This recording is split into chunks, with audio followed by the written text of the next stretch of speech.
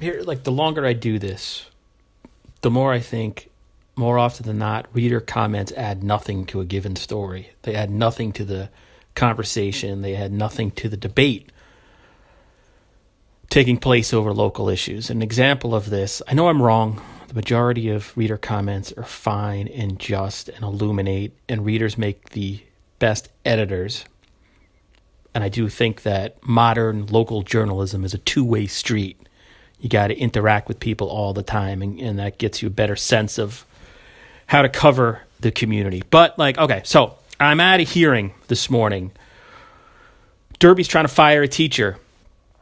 Part of the grounds, there's basically 4 grounds for termination, or 4 reasons, or 4 incidents that have been cited by a lawyer representing the school district for this teacher. The teacher's name is Janessa Bennett. She's been on paid administrative leave since last May.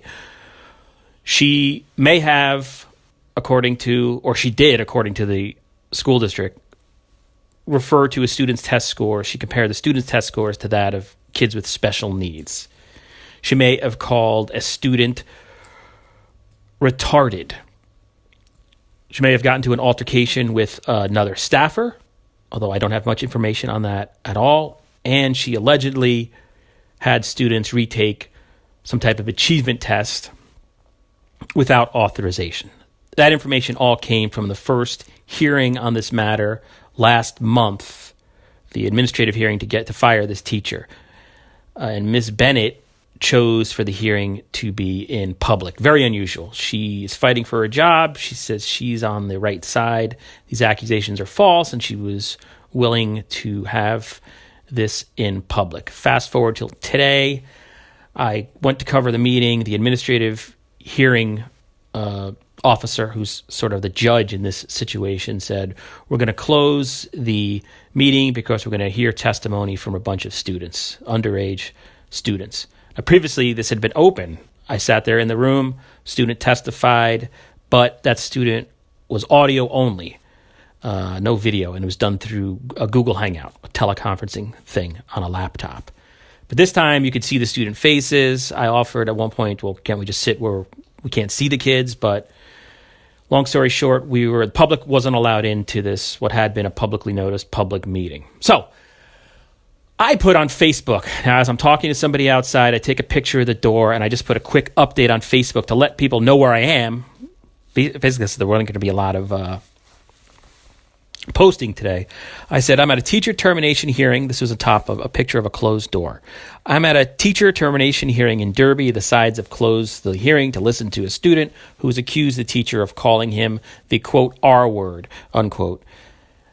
I'll put a previous story in the comments. So I posted that. Then I immediately looked up, this is from my cell phone, Derby City Hall, looked up the previous story I wrote on this, which has the word retard as much as some people apparently want to see it in that story. And I posted that as the first comment. My thought being, I didn't feel like repeating the allegation. I don't like the word retarded. Maybe you do. Good. You're not me. Get your own website if you want to put retarded all over everything. I'm not doing that. So I chose R word, because that's what I chose. It was shorter. It's what I felt like. That's what I posted. I thought if you didn't like that, you know what that meant, maybe you could click the link that I put right under that immediately, which I mentioned. Hey, there's going to be a link with full background information. 5 hours of testimony, all there for you to read. Come out of the hearing, kind of frustrated because I'm like, well, okay, it's public, but it's not public. And I would never want to expose the identity of an underage kid in a situation like this. These are 6th graders or the 7th graders. They were 6th graders at the time this supposedly happened. But, to see all the people just asking, what is the R word? And then some guy, well, liberals, I don't like the R word. It's politically correct. Oh, jump off a bridge with that stuff.